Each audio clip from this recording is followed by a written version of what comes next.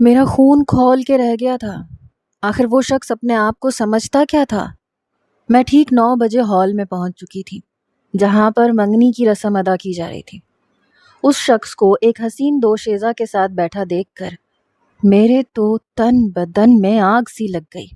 میں نے آؤ دیکھا نہ تاؤ، مہمانوں کو پیچھے ہٹاتے ہوئے بڑے جارحانہ انداز میں آگے بڑھی اور اسٹیج پہ چڑھ گئی۔ سامنے بیٹھے نوجوان کو میں نے کہا کہ شرم نہیں آتی تمہیں؟ کیا تم نے غیرت بیچ کھائی ہے؟ محبت کی پینگیں تم نے کسی اور کے ساتھ لڑائیں، شادی اس لڑکی کے ساتھ کر رہے ہو؟ میں بھی دیکھتی ہوں تم کیسے اس سے منگنی کرتے ہو۔ وہ نوجوان فوراً سے کھڑا ہو گیا، کہنے لگا محترمہ آپ کون؟ میں آپ کو نہیں جانتا۔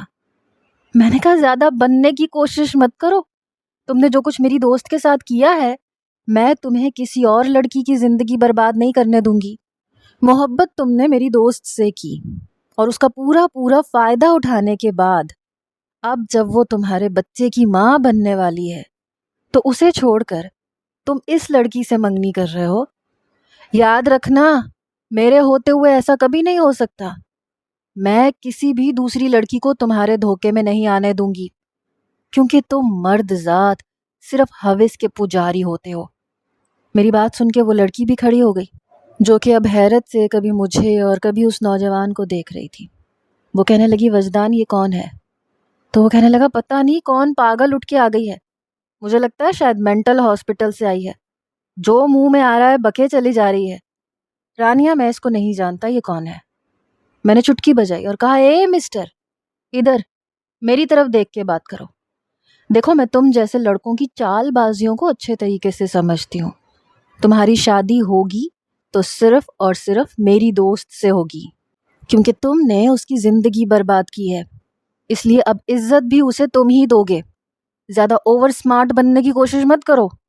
ابھی میں بات کر ہی رہی تھی جب اس لڑکی کے والدین لڑکے کے والد سے کہنے لگے کہ آپ لوگوں نے تو ہماری بیٹی کی زندگی برباد کرنے کے بارے میں سوچ رکھا تھا، شکر ہے اس لڑکی نے آپ کے بیٹے کی اصل شکل ہمیں دکھا دی۔ میں نے کہا جی انکل، اگر آپ چاہتے ہیں نا کہ آپ کی بیٹی کی زندگی برباد نہ ہو تو اس سے بچ کے رہیں۔ اس سے پہلے کہ وہ لوگ منگنی کی رسم ختم کر کے جاتے تو وہ نوجوان کہنے لگا 1 منٹ انکل، پھر مجھ سے کافی غصے سے کہنے لگا تم کیسے مجھ پہ اتنا بڑا الزام لگا سکتی ہو؟ تمہارا دماغ تو ٹھیک ہے؟ کیا ثبوت ہے تمہارے پاس کہ میں نے تمہاری دوست کی زندگی برباد کی ہے؟ میں نے کہا چلو میرے ساتھ، تمہیں اپنی دوست سے ملوا دیتی ہوں جو اس وقت تو ہاسپٹل میں ہے، اور میں سیدھا ہاسپٹل سے یہاں آ رہی ہوں۔ اسی نے مجھے تمہارے بارے میں بتایا تھا کہ آج تمہاری منگنی ہے۔ وہ کہنے لگا یہ لڑکی جھوٹ بول رہی ہے، نہ میں اسے جانتا ہوں نہ اس کی کسی دوست کو، یہ جان بوجھ کے مجھ پہ الزام لگا رہی ہے اور میں نہیں جانتا کہ یہ ایسا کیوں کر رہی ہے۔ میں نے کہا یہ نوجوان جھوٹ بول رہا ہے، آپ سب لوگ میرے ساتھ چلیں، ابھی آپ کو سارا سچ معلوم ہو جائے گا۔ لڑکی کا باپ بہت غصے میں آ چکا تھا۔ وہاں پر آئے ہوئے مہمان آپس میں چہمگوئیاں کرنے لگے، سب آپس میں باتیں کرنے لگے، اور وہ کہنے لگا جتنا میں جان چکا اتنا کافی ہے، مجھے اپنی بیٹی کی منگنی اس شخص کے ساتھ نہیں کرنی۔ بھلا کوئی لڑکی کیوں اتنی بڑی بات آ کر محفل میں کرے گی؟ یقیناً آپ کے بیٹے کا کوئی نہ کوئی قصور تو ہوگا۔ یہ کہہ کر انہوں نے اپنی بیٹی کا ہاتھ پکڑا اور وہاں سے چلے گئے۔ میرا کام بھی ہو چکا تھا۔ میں نے کہا اگر اپنی منگنی کا سوگ منا لو تو ہاسپٹل میں جا کر اس لڑکی کی خیریت بھی پوچھ لینا جسے تم نے کہیں کا نہیں چھوڑا۔ یہ کہہ کر میں واپس پلٹ گئی۔ وہ مجھے ہکا بکا دیکھتا رہ گیا۔ اسے اندازہ نہیں تھا کہ میں اتنا بڑا قدم بھی اٹھا سکتی ہوں، لیکن میں نیہا فاروق تھی، مردوں کے ظلم کے خلاف آواز اٹھانے والی لڑکی۔ یونیورسٹی میں جب بھی عورت اور مرد پر بحث ہوتی تھی تو میں بڑھ چڑھ کر حصہ لیتی تھی۔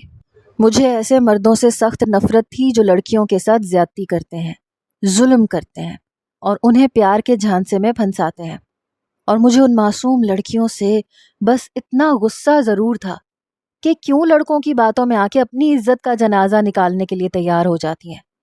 فروا میری بیسٹ فرینڈ تھی، لیکن اس نے بھی مجھ سے یہ بات چھپائی تھی کہ جس آفس میں وہ کام کرتی تھی وہیں کا باس اس کے ساتھ محبت کا کھیل کھیلتا جا رہا تھا۔ یہاں تک کہ اس کی عزت برباد کر دی۔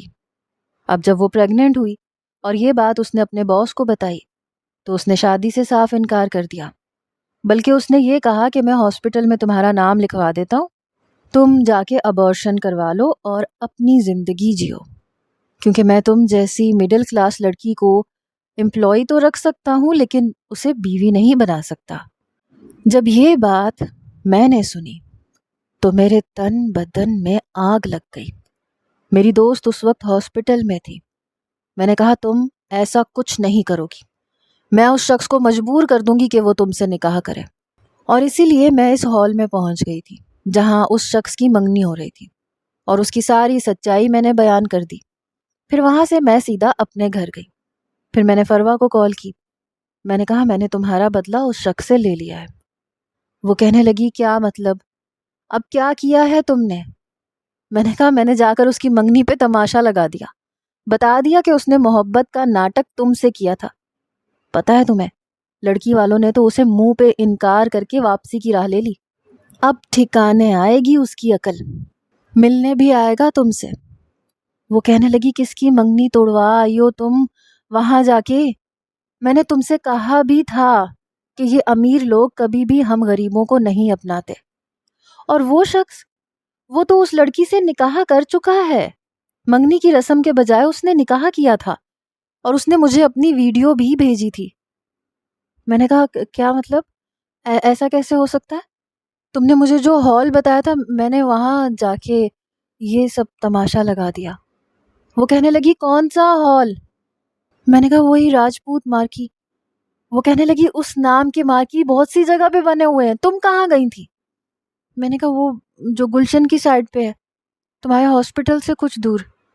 وہ کہنے لگی وہاں نہیں تھا اس کا نکاح ڈیفینس کی طرف تھا، اور مجھے تو پہلے ہی پتا تھا کہ وہ شخص کبھی بھی مجھ سے شادی نہیں کرے گا، اسی لیے میں خودکشی کرنا چاہتی تھی، لیکن تم نے مجھے بچا لیا۔ میں نے کہا پھر میں کس کی منگنی جا کے توڑوائی آئی؟ میری بات سن کے فروا کہنے لگی میں نے تمہیں پہلے کہا تھا کہ اتنے غصے میں مت آؤ، تم نے تو ٹھیک سے ایڈریس تک نہیں مجھ سے پوچھا، بس ہال کا نام سن کے جلدی سے بھاگ گئی۔ میں نے کہا او شٹ۔ میں نے ہاتھ سر پہ مارا۔ نہ تو میں نے اس نوجوان کو دیکھا تھا، نہ میں اس کے بارے میں جانتی تھی، بس فروا کی بات سن کے تو میرا دماغ کھول اٹھا، اسی لیے شاید جلد بازی میں کوئی غلطی کر بیٹھی۔ ایک تو پتہ نہیں میں اتنی جذباتی کیوں تھی، مجھے سوچنا چاہیے تھا، پتہ نہیں کس بیچارے کی میں نے جا کے منگنی توڑوا دی۔ کچھ دیر تو مجھے اپنے کیے پر بڑی شرمندگی اور افسوس ہوا، لیکن پھر سوچا چلو کوئی بات نہیں، ٹوٹ گئی تو ٹوٹ گئی، لڑکوں کا کیا ہے، منگنی تو تھی، پھر کسی سے ہو جائے گی۔ میں زیادہ کسی بھی بات کو سر پہ سوار نہیں رکھ سکتی تھی۔ اگلے روز جب میں فروا کے پاس آئی تو وہ رو رہی تھی، وہ اپنا ابارشن کروا چکی تھی۔ میں نے کہا یہ تم نے کیا کیا؟ میں دوبارہ اس شخص کے پاس جاتی، اس کی بیوی کو بتاتی، میں اسے مجبور کر دیتی کہ وہ تمہیں اپناتا، میں تو میڈیا کے سامنے اس کو ذلیل کر کے رکھ دیتی۔ وہ کہنے لگی بس رہنے دو، تم نہیں جانتی نا ان امیرزادوں کو، یہ بس دوسروں کی زندگیاں برباد کرنا جانتے ہیں۔ مجھے کوئی شکایت نہیں ہے، کیونکہ غلطی شاید میری ہی تھی، جو میں یہ سمجھ بیٹھی کہ یہ امیر لوگ محبت میں سچے اور کھرے ہوتے ہیں، لیکن اب سمجھ میں آ گیا ہے کہ کوئی بھی مخمل پر ٹاٹ کا پیوند نہیں لگاتا۔ میں نے یہ سن کر فروا کو اپنے ساتھ لگایا، اس کا جو نقصان ہوا تھا، بہرحال اس کو اس کے گھر ڈراپ کیا، اور یہی کہا کہ اب تمہیں اپنے گھر والوں سے کچھ بھی کہنے کی ضرورت نہیں ہے۔ وہ کہنے لگی ٹھیک ہے میں کچھ نہیں کہوں گی۔ ہم دونوں ہی مڈل کلاس فیملی سے تعلق رکھتی تھیں، ہمارے گھر بھی قریب تھے، حالانکہ کالج بھی ہم لوگوں کا ساتھ تھا۔ میں تو ویسے بھی کسی سے کوئی بات نہیں چھپاتی تھی۔ میں یونیورسٹی میں پڑھنے لگی، لیکن فروا اپنے گھر کے حالات سے تنگ آ کر جاب کرنے لگی۔ اس کے بعد میرا اس سے رابطہ کافی کم ہونے لگا، کیونکہ میں اپنی یونیورسٹی جانے لگی تھی، اور پھر مجھے شروع سے ہی صحافی بننے کا بہت شوق تھا۔ صحافی تو خیر نہیں بننے دیا گیا، کیونکہ میرے والد کی طرف سے مجھے اجازت نہیں تھی۔ البتہ عورتوں کے حق میں جہاں بھی نعرے بازی ہوتی، میں وہاں سب سے پیش نظر آتی، لیکن اس چکر میں اپنی دوست کو فراموش کر بیٹھی تھی۔ پھر وہ بھی مجھ سے بہت کم ملتی تھی۔ مجھے لگا تھا کہ اپنی جاب میں مصروف ہو گئی ہے، یہ نہیں پتا تھا کہ اس کے ساتھ اتنا بڑا حادثہ ہو جائے گا۔ اور اب جب میری اس سے ملاقات ہوئی تو کہنے لگی میرے ساتھ ہاسپٹل چلو۔ بہت گھبرائی ہوئی تھی، کہنے لگی مجھے تمہاری سخت ضرورت ہے۔ میں اس کے ساتھ ہاسپٹل آ گئی، لیکن جو خبر اس نے مجھے سنائی وہ سن کر تو میرے ہوش اڑ گئے۔ بھلا کیسے کوئی شخص اتنا بڑا دھوکہ دے سکتا ہے محبت کے نام پر؟ ہاں، لیکن مرد سے کوئی بھی امید رکھی جا سکتی ہے۔ وفا تو صرف عورت کا گہنا ہوتا ہے، مرد تو ہوتے ہی بے وفا ہے۔ بہرحال پتہ نہیں جلد بازی میں کیا غلطی کر بیٹھی تھی۔ انہی دنوں ہماری یونیورسٹی میں ایک لڑکی کے ساتھ ریپ کیا گیا تھا، اور ریپ کرنے کے بعد اسے جان سے مار دیا گیا تھا۔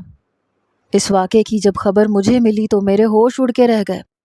یونیورسٹی کے لڑکوں نے ہی اس لڑکی کو دھوکے سے کمرے میں بلوایا، پھر اس کے منہ کو بند کر کے، اس کے ہاتھ پیچھے باندھ کے، اس کے ساتھ ریپ کر کے اسے جان سے مار ڈالا۔ سب سے زیادہ آواز میں نے اٹھائی تھی اور میڈیا میں ویڈیوز بنا بنا کر اس قصے کو اچھالنا چاہتی تھی۔ میں چاہتی تھی اس لڑکی کو انصاف ملے، آخر اس کے ساتھ زیادتی ہوئی تھی، اور وہ زیادتی کرنے والے ایسے دندناتے کیوں پھر رہے تھے؟ لیکن افسوس اس بات کا ہے کہ یہاں جو آواز اٹھاتا ہے سب سے پہلا پتھر اسی کو کھانا پڑتا ہے، اور یہی میرے ساتھ ہوا تھا۔ یونیورسٹی میں جب میں نے اس لڑکی کے حق میں آواز اٹھانا شروع کی تو ایک دم ہی بہت کچھ میرے ساتھ ہونا شروع ہو گیا۔ کہا جا رہا تھا کہ یہ لڑکی جھوٹی خبریں پھیلا رہی ہے، اس لڑکی نے خود ہی خودکشی کی تھی، اس کے ساتھ کسی قسم کا بھی کوئی ریپ نہیں کیا گیا تھا۔ لیکن جب میں نے یہ بات سوشل میڈیا پر کہنی شروع کی تو مجھ پر پتھراؤ کیا گیا۔ میرے ساتھ اور بھی بہت سی لڑکیاں موجود تھیں، لیکن سب سے زیادہ پتھر میرے ہی سر پر لگے تھے۔ فوراً سے وہاں پولیس پہنچ گئی، ہنگامہ آرائی شروع ہو گئی۔ میرے سر پہ بہت زور کی چوٹ آئی تھی، یہاں تک کہ میں ہوش کی دنیا سے ہی غافل ہو چکی تھی۔ جب مجھے ہوش آئی تو میں ہاسپٹل میں تھی اور میرے سر پہ پٹی بندھی ہوئی تھی، ہاتھ میں ڈرپ لگی ہوئی تھی۔ میری والدہ میرے فولڈنگ بیڈ کے برابر میں کرسی رکھے، ہاتھ میں تسبیح پکڑے، ساتھ ساتھ رو رہی تھیں، اور ساتھ ساتھ نہ جانے کیا پڑھ کے مجھ پر پھونک رہی تھیں۔ جب میری آنکھ کھلی تو مجھے کہنے لگی کمبخت، کیا ضرورت پڑی تھی تجھے مولا جٹ بننے کی؟ تو اکیلی کیا پورے پاکستان کے نظام کو سدھار دے گی؟ میں نے کہا اماں، میں نے حق کی بات کہنے کے لیے آواز اٹھائی تھی، اور آپ ہی تو کہتی ہیں کہ انسان کو سچ بولنا چاہیے، سچ کا ساتھ دینا چاہیے۔ تو وہ کہنے لگی میں نے اپنی باتیں واپس لیں۔ خدا کے لیے لڑکی، میں ہاتھ جوڑتی ہوں تیرے سامنے، بس کر دے میری ماں۔ میری ماں نے اپنے دونوں ہاتھ جوڑے، پھر بعد میں اپنے آنسو صاف کرنے لگی، پھر کہنے لگی شکر کر تیری جان بچ گئی۔ میں نے اٹھ کے بیٹھنے کی کوشش کی تو میرے ہوش اڑ کے رہ گئے، کیونکہ میرے پاؤں نہیں ہل رہے تھے، بہت شدید درد تھا۔ جب میں نے پاؤں کی طرف نظریں دوڑائیں تو پورا پاؤں آخر تک پلستر اور پٹیوں میں جکڑا ہوا تھا۔ میں نے کہا امی میرے پاؤں کو کیا ہوا؟ تو میری ماں کہنے لگی ہڈی ٹوٹ گئی تیرے پیر کی کمبخت، اب لنگڑا لنگڑا کے کر تقریریں، اب جھنڈا اٹھانا حق کی خاطر۔ توبہ، میں تو یہ سوچ رہی ہوں کچھ دنوں میں تیرے لیے رشتہ آنے والا تھا، کیا کہہ کے ٹالوں گی کہ میری لڑکی 1 مہینے کے لیے لنگڑی ہو گئی ہے، خدارا 1 مہینے بعد تشریف لائیے گا۔ تم نے تو میری زندگی اجیرن بنا دی ہے۔ مجھے پتا ہوتا کہ تم صحافت اس لیے پڑھنا چاہتی ہو تو میں تو تمہیں گھر بٹھا دیتی، بلکہ اب تک تمہاری شادی کر کے تجھے دفع کر دیتی۔ میں نے کہا اچھا چھوڑے نا رشتے کو، یہ بتائیں ابا کہاں ہیں؟ وہ کہنے لگی دوائیاں لا رہے ہیں تمہاری، اور انہوں نے کہاں جانا ہے؟ میں اپنے والدین کی سب سے چھوٹی بیٹی تھی، 2 بڑی بہنیں تھیں جو شادی شدہ تھیں اور بھائی کوئی نہیں تھا۔ مجھے سمجھ نہیں آیا کہ میرے پاؤں کی ہڈی کب ٹوٹی اور کیسے، لیکن میرے لیے تو یہ بہت بڑی مصیبت بن گئی۔ کچھ ہی دیر بعد میرے ہاسپٹل کے پرائیویٹ روم کا دروازہ کھلا، اور جس شخص کو میں نے اندر آتے دیکھا تو میری تو آنکھیں پھٹی کی پھٹی رہ گئی۔ وہ وہی نوجوان تھا جس کی غلطی سے میں نے منگنی توڑوا دی تھی۔ اسے دیکھ کر تو میں اپنا چہرہ چھپانے کی کوشش کرنے لگی، فوراً سے تکیے پہ لیٹ گئی، اپنا رخ بدل لیا۔ وہ بڑے اطمینان سے میرے پاس قدم قدم بڑھا کے پہنچا۔ پھر نرس سے کہنے لگا ان کا بی پی چیک کریں اور فیور بھی چیک کریں۔ لہجہ کافی سخت تھا۔ میری والدہ کہنے لگی بیٹا میری بیٹی کب تک ٹھیک ہو جائے گی؟ کہنے لگا 10 دن تو شاید یہیں ہسپتال میں ہی رہنا پڑے گا۔ 10 دن کے بعد ہم ایکس رے کر کے دیکھیں گے کہ ان کی ہڈی ایسے ہی جڑ جائے گی یا پھر آپریشن کرنا پڑے گا۔ 10 دن سے پہلے کچھ کہا نہیں جا سکتا۔ میں نے ابھی تک اپنا رخ دوسری جانب موڑ رکھا تھا تاکہ وہ نوجوان مجھے پہچان نہ پائے۔ شاید وہ کوئی ڈاکٹر تھا، باتوں سے تو یہی لگ رہا تھا۔ ہاں، جلدی جلدی اس سے چہرہ چھپانے کے چکر میں نے یہ غور کرنے کی کوشش ہی نہیں کی کہ اس نے وائٹ کوٹ پہن رکھا ہے کہ نہیں۔ پھر وہ میرے قریب آیا، میری ڈرپ چیک کرنے لگا، پھر میرے والدین سے کہنے لگا دیکھیں ملاقات کا وقت ختم ہو گیا ہے، اس لیے میری آپ سے گزارش ہے کہ آپ گھر جائیں اور جا کے آرام کریں، صبح سے آپ دونوں پریشان ہیں۔ میری والدہ کہنے لگی بیٹا میں یہیں رک جاؤں گی اپنی بیٹی کے پاس۔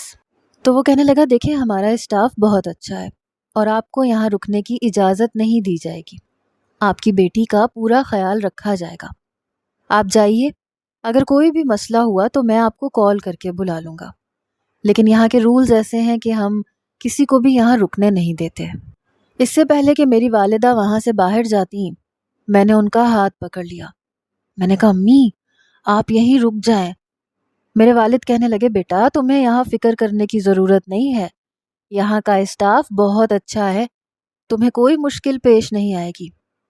میری والدہ کہنے لگی ہاں تم اب آرام کرو، میں صبح ہی صبح تمہارے لیے یخنی پلاؤ بنا کے لے آؤں گی، اور بھی کچھ کھانا ہے تو بتا دو۔ میں نے کہا نہیں کچھ نہیں۔ پھر میرے والد اور والدہ دونوں جا چکے تھے، میرا رخ دوسری جانب تھا۔ میں چاہ رہی تھی کہ یہ ڈاکٹر بھی جلدی سے باہر نکل جائے۔ وہ چپ چاپ میری ڈرپ چیک کر رہا تھا، پھر کہنے لگا ان کی بلڈ ٹیسٹ کی رپورٹس آئی ہیں کہ نہیں؟ نرس کہنے لگی نہیں سر صبح آئیں گی۔ تو وہ کہنے لگا اوکے ٹھیک ہے تم جاؤ۔ جب اس نے نرس کو بھی باہر بھیجا تو پھر میری جان نکلنی شروع ہوئی۔ جیسے ہی نرس باہر گئی اور کمرے کا دروازہ بند ہوا وہ میرے پاس ہی کھڑا تھا۔ اس کی نظروں کی تپش مجھے نروس کر رہی تھی۔ میں نے جھٹ سے آنکھیں بند کر لیں۔ وہ کہنے لگا ذرا اپنا چہرہ ادھر کرنا۔ اس کی بات نے تو میرا دل کسی بے لگام گھوڑے کی طرح سے دوڑایا تھا۔ میں نے کہا مجھے چکر آ رہے ہیں، نیند آ رہی ہے، شاید نیند کے انجیکشن کا اثر ہو رہا ہے۔ وہ کہنے لگا میں نے ایسا کوئی انجیکشن نہیں لگایا کہ تمہیں نیند آنے لگے، ذرا اپنا فیس ادھر کرو۔ اس بار اس کا لہجہ کافی کڑک تھا۔ میں نے ڈرتے ڈرتے آنکھیں کھولیں اور گھبراتے گھبراتے اپنا رخ اس کی طرف کیا۔ جیسے ہی میری نظر اس کی طرف پڑی تو وہ ہاتھ باندھے مجھے بڑے غصے سے دیکھ رہا تھا۔ اس نے وائٹ کوٹ پہن رکھا تھا، اسٹیتھوسکوپ گلے میں لٹکایا ہوا تھا۔ وہ کہنے لگا تم وہی لڑکی ہو نا جو کسی آندھی طوفان کی طرح میرے منگنی کے ہال میں داخل ہوئی تھی اور میری اچھی خاصی ہونے والی منگنی کو تڑوا کر اسی تیز آندھی طوفان کی طرح واپس بھی چلی گئی تھی۔ تم وہی ہو نا؟ میں نے فوراً سے نفی میں سر ہلایا اور بالکل نافہمی سے کہا نہیں نہیں میں ایسی ویسی کوئی حرکت نہیں کرتی، آپ کو شاید کوئی غلط فہمی ہوئی ہے۔ وہ مجھے بڑے غور سے دیکھ رہا تھا، کہنے لگا نہیں تمہارا چہرہ تو میں کبھی زندگی میں نہیں بھول سکتا، مجھے پورا یقین ہے تم 100% وہی لڑکی ہو۔ میں بے حد گھبرا رہی تھی۔ کہنے لگا تمہیں اندازہ ہے تم نے میرے ساتھ کیا ڈرامہ کیا تھا؟ پچھلے 3 مہینے سے میں تمہیں پاگلوں کی طرح ڈھونڈ رہا ہوں لیکن تم مجھے ملی نہیں تھی کہیں۔ اس وقت ایسا موقع نہیں تھا کہ میں تمہارا پیچھا کرتا۔ اب مجھے بتاؤ تم نے میرے ساتھ ایسے کیوں کیا تھا، اور دکھاؤ مجھے اپنی وہ دوست جس کی زندگی میں نے برباد کی ہے، جو میرے بچے کی ماں بننے والی ہے۔ مجھے تو پتہ بھی نہیں چلا میں نے کسی کی زندگی برباد کر دی، وہ بڑے سخت لہجے میں کہہ رہا تھا۔ میں نے آنکھیں بند کر لیں، پھر میں نے کہا مجھے چکر سے آ رہے ہیں۔ وہ کہنے لگا ابھی تو تمہیں گھبراہٹ بھی ہوگی، سینے میں بھی درد اٹھے گا، ہو سکتا ہے ہارٹ اٹیک بھی ہو جائے، لیکن میں اپنا جواب لیے بغیر یہاں سے نہیں جاؤں گا۔ کل سے جب سے میں نے تمہیں دیکھا ہے میرا دماغ گھوم کے رہ گیا ہے۔ 3 مہینے سے میں تمہیں ڈھونڈنے کے چکر میں گھن چکر بن چکا ہوں کہ ایک ایسی لڑکی جسے میں جانتا تک نہیں، جسے میں نے پہلے کبھی دیکھا تک نہیں، وہ آنن فانن میری منگنی کے فنکشن میں آتی ہے اور میری زندگی برباد کر کے مجھے بنا کوئی ثبوت دیے چلی جاتی ہے، اور میں اس کی شکل دیکھتا رہ جاتا ہوں۔ چلو اٹھو اور بیٹھو اور میرے سوال کے جواب دو۔ کافی غضبناک لہجے سے اس نے یہ کہا تھا۔ مجبوراً مجھے اٹھ کے بیٹھنا پڑا۔ وہ ابھی بھی غصے سے ہی مجھے دیکھ رہا تھا۔ میں نے کہا، دیکھیں، وہ سب میں غلط فہمی میں کر گئی تھی۔ مجھے کسی اور کے ہال میں جانا تھا اور میں غلطی سے آپ کے ہال میں آ گئی۔ I am sorry. وہ کہنے لگا، واہ، آپ نے میری زندگی برباد کر دی اور وہ بھی غلط فہمی میں۔ اتنا بڑا الزام مجھ پہ لگا دیا۔ میرے گھر والے مجھے شک کی نگاہ سے دیکھ رہے ہیں۔ پوری برادری کے سامنے آپ نے مجھے ٹھیک بدنام کر کے رکھ دیا، میرے کردار کو مشکوک کر کے رکھ دیا، اور اب آپ کہہ رہی ہیں آئی ایم سوری۔ اس کا ہرجانہ کون بھرے گا؟ میں نے کہا، دیکھیں، بات ہی کچھ ایسی تھی۔ اس شخص نے میری بیسٹ فرینڈ کی زندگی برباد کر دی تھی۔ وہ اس کا باس تھا، اس کے آفس میں کام کرتی تھی وہ، اور اس کے باس نے اس کے ساتھ محبت کے جھوٹے وعدے کیے اور اس کی زندگی برباد کر دی۔ اب خود بتائے، مجھے غصہ نہیں آتا تو کیا ہوتا؟ بس مجھ سے ہال کے چکر میں غلطی ہو گئی۔ وہ کہنے لگا، آپ کی اس غلطی نے مجھے بد کردار بنا کر میری فیملی کے سامنے کھڑا کر دیا۔ آپ کو اس بات کا اندازہ ہے؟ میں نے کہا، لگتا ہے یقیناً آپ نے مجھے خوب بد دعائیں دی ہیں، تبھی دیکھے میرے پاؤں میں فریکچر ہو گیا، اور آپ کو پتہ ہے چند دن بعد میرا رشتہ آنے والا تھا، اب سمجھے وہ بھی کینسل ہو گیا۔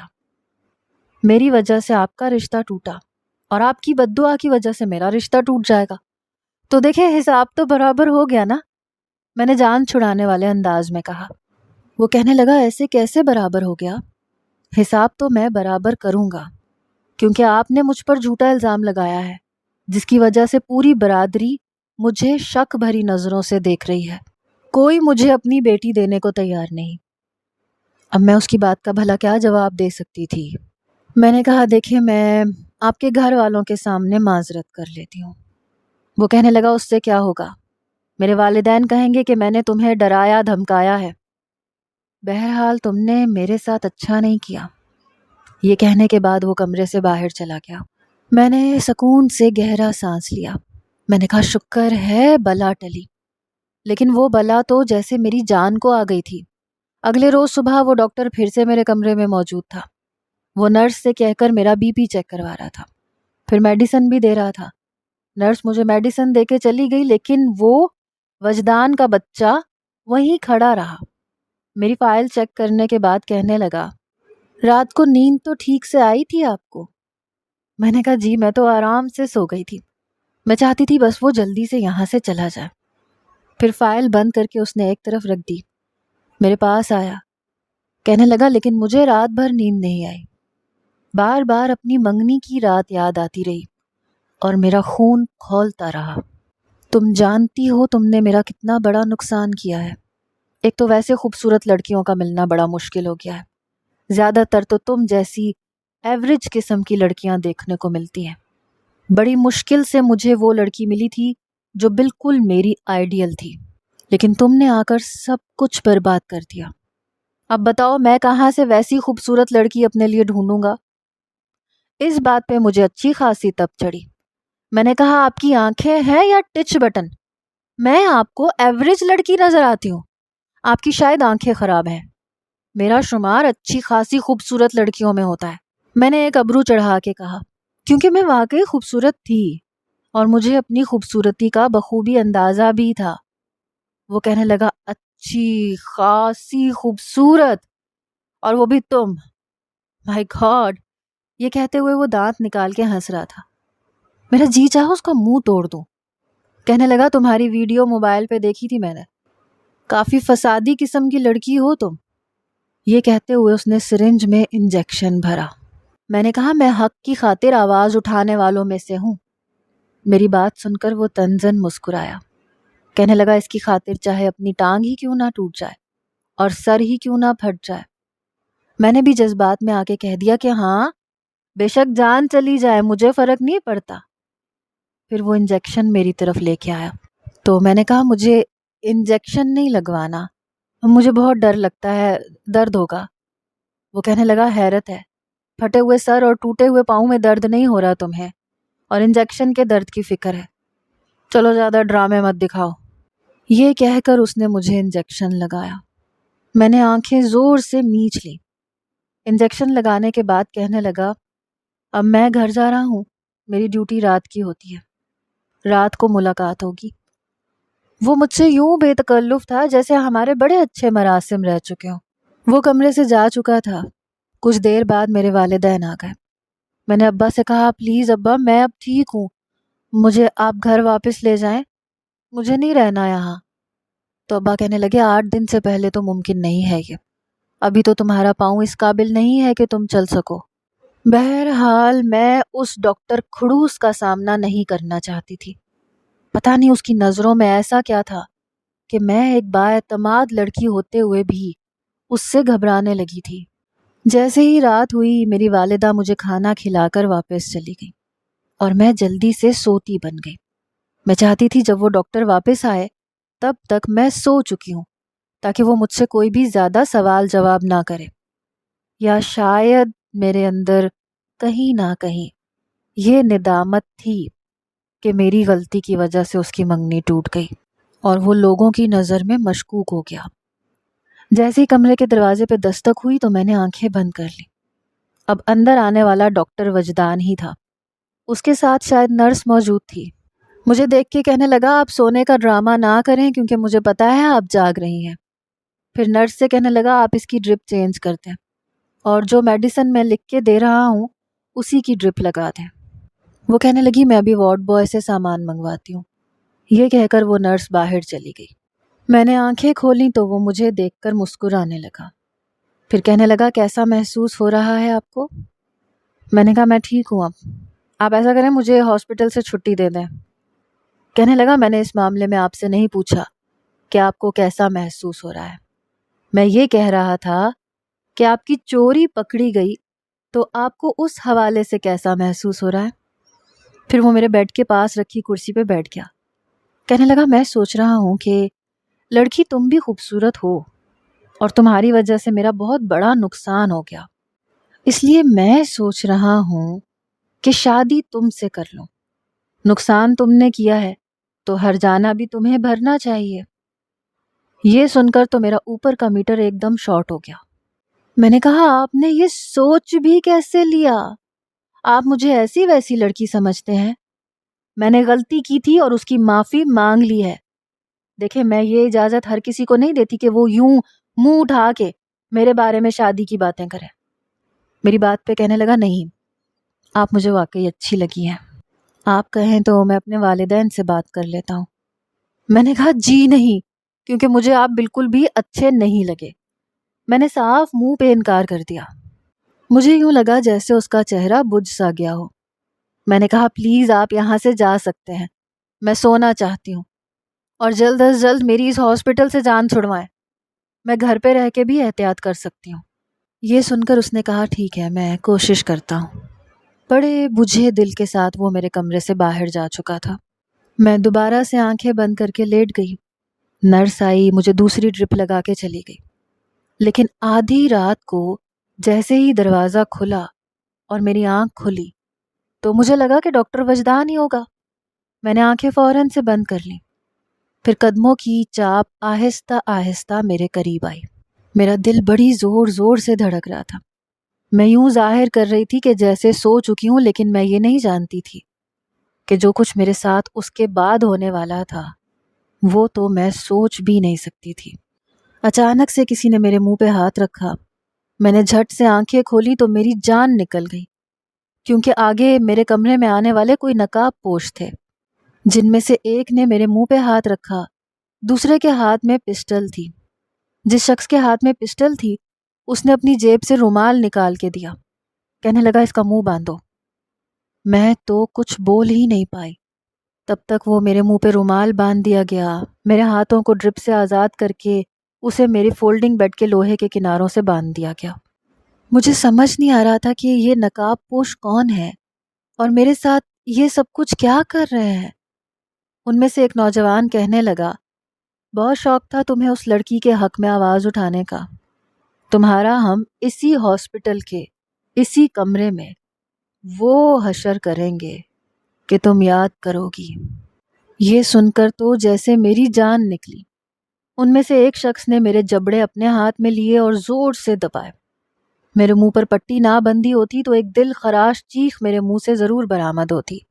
اور پھر دوسرے نے ہاسپٹل کا گاؤن جو کہ میں نے پہن رکھا تھا اسے اتارنے کی کوشش کرنے لگا۔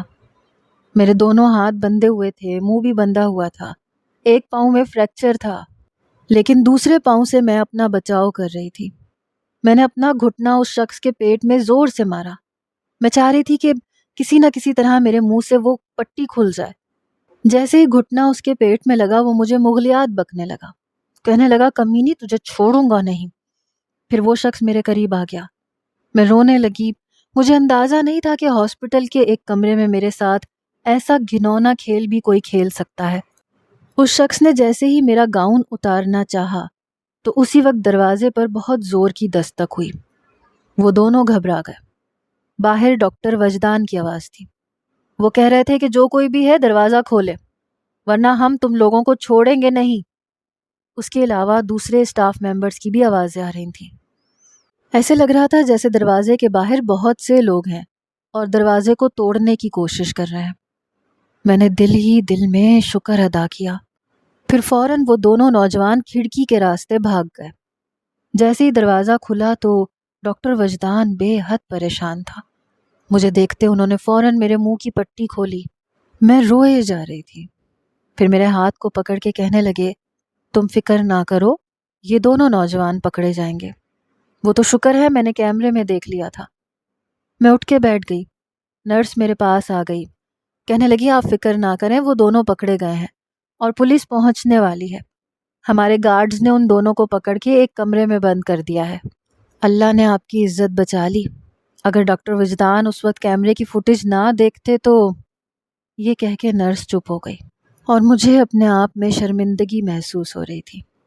ڈاکٹر وجدان جا چکا تھا، اب صرف وہ نرس میرے پاس بیٹھ کر مجھے تسلیاں دے رہی تھی۔ آدھے گھنٹے بعد ڈاکٹر واپس آیا اور ایک گہری سانس لی۔ پھر کہنے لگا، پولیس ان دونوں کو لے گئی ہے۔ یہ وہی نوجوان تھے جنہوں نے یونیورسٹی میں اس لڑکی کی عزت کو برباد کیا تھا۔ تم نے میڈیا میں اس بات کو بہت اچھالا تھا، اس لیے وہ تم سے بدلہ لینے آئے تھے، لیکن فکر نہ کرو، تم اب سیف ہو۔ پھر کہنے لگا، میں کل تمہیں ہاسپٹل سے ڈسچارج کروا دوں گا، بس اپنی کیئر کرنی ہے۔ مجھے اپنے اندر بہت شرمندگی محسوس ہو رہی تھی۔ اس سے پہلے کہ وہ کمرے سے باہر جاتے میں نے کہا، ڈاکٹر وجدان۔ میرے پکارنے پر وہ ایک دم پلٹا، پھر چلتے ہوئے واپس میرے پاس آیا۔ کہنے لگے، جی کہیے۔ میں نے کہا، آئی ایم سوری۔ وہ کہنے لگے، سو واٹ؟ مجھے تو لگا تھا کہ آپ شکریہ ادا کریں گی۔ نظر کا چشمہ اپنی انگلی سے ناک سے اوپر کرتے ہوئے انہوں نے آنکھیں جماتے ہوئے کہا۔ میں نے کہا، میں نے آپ کے ساتھ بہت بدتمیزی کی، میری وجہ سے آپ کا بہت نقصان بھی ہو گیا، آپ کا رشتہ بھی ٹوٹ گیا، آپ لوگوں کی نظر میں مشکوک بھی ہو گئے۔ تو وہ کہنے لگا، کوئی بات نہیں، میری قسمت میں جو لکھا تھا وہ ہو گیا۔ بہرحال مجھے خوشی ہے کہ آپ سیف ہیں۔ میں نے کہا، آپ میرے لیے رشتہ بھیج سکتے ہیں؟ میں انکار نہیں کروں گی۔ میری بات سن کے بڑی حیرت سے انہوں نے مجھے دیکھا اور میں نے نظریں چرا لیں۔ کہنے لگے، میں نے آپ کی مدد کی ہے تو آپ احسان اتارنے کے لیے تو یہ بات نہیں کر رہی؟ میں نے کہا، نہیں، احسان کے لیے نہیں کہہ رہی، بس اس لیے کہہ رہی ہوں کہ جو شخص میری اتنی غلطیوں کے بعد بھی میرے لیے اتنا بڑا قدم اٹھا سکتا ہے وہ میرا محافظ بہت اچھے طریقے سے بن سکتا ہے۔ میری بات پر ایک دل افروز مسکراہٹ ان کے چہرے پر آئی تھی۔ کہنے لگے، ٹھیک ہے۔ اگلے ہی روز مجھے ڈسچارج کر دیا گیا۔ چند روز بعد میرا رشتہ بھی ڈاکٹر وجدان سے طے ہو گیا۔ 15 دن بعد میرا پاؤں کا پلستر بھی اتر چکا تھا، میں چلنے پھرنے بھی لگی تھی۔ 2 ماہ بعد جب میری شادی ڈاکٹر وجدان سے ہوئی تب تک میں ٹھیک ہو چکی تھی۔ میں دلہن بنی ڈاکٹر وجدان کے کمرے میں بیٹھی تھی۔ دل میں اسی شخص کی محبت لیے میں یہ سوچ رہی تھی کہ میں نے کبھی بھی یہ نہیں سوچا تھا کہ جس لڑکے کی منگنی میں تڑوانے جا رہی ہوں اس کی شادی مجھ سے ہو جائے گی۔ کیا شاید اسے ہی قسمت کا لکھا کہتے ہیں۔ کچھ دیر بعد ڈاکٹر وجدان کمرے میں آئے، مجھے مسکراتا ہوا دیکھ کے دروازہ بند کیا، پھر میرے پاس آ کر بیٹھ گئے۔ کہنے لگے مجھے اپنی قسمت پہ یقین نہیں آ رہا۔ جب تم نے انکار کیا تھا تو میرا دل بہت بری طرح ٹوٹ گیا تھا۔ میں تو سوچ رہا تھا کہ اب کیا کروں، برادری میں تم مجھے بدنام کر چکی تھی، خود بھی انکار کر دیا تھا، اور سچ پوچھو تو مجھے تم پہ تھوڑا تھوڑا غصہ بھی تھا، لیکن تمہاری ویڈیو فوٹیج دیکھ کر میری جان نکل گئی تھی۔ جب میں نے تمہارے کمرے میں دونوں نوجوانوں کو جاتے دیکھا اور تمہارے ہاتھ باندھتے دیکھا تو میری جان نکل گئی تھی۔ ہاسپٹل میں ہر کمرے میں کیمرے لگے ہوئے تھے کیونکہ یہاں پر ہم پیشنٹ کے علاوہ کسی کو بھی رکنے نہیں دیتے، اس لیے ہماری ذمہ داری ہوتی ہے۔ پھر انہوں نے میرا ہاتھ پکڑ لیا، کہنے لگے بس ایک وعدہ چاہیے تم سے کہ ہر حالات میں میرا ساتھ دینا، کیونکہ میری ڈیوٹی ایک ڈاکٹر کی ڈیوٹی ہے جس میں دن رات کسی بھی وقت مجھے ہاسپٹل جانا پڑتا ہے۔ میں نے کہا میں آپ کا پورا پورا ساتھ دوں گی۔ وہ شخص واقعی تعریف کے قابل تھا اور اعلیٰ ظرف تھا، ورنہ اس کی جگہ کوئی اور ہوتا تو شاید مجھ سے بہت برا بدلہ لیتا، لیکن جس محبت سے ڈاکٹر وجدان نے مجھ سے یہ رشتہ نبھایا ہے، میرے دل میں اس کی قدر اور عزت اور بھی بڑھ گئی ہے، اور محبت بھی۔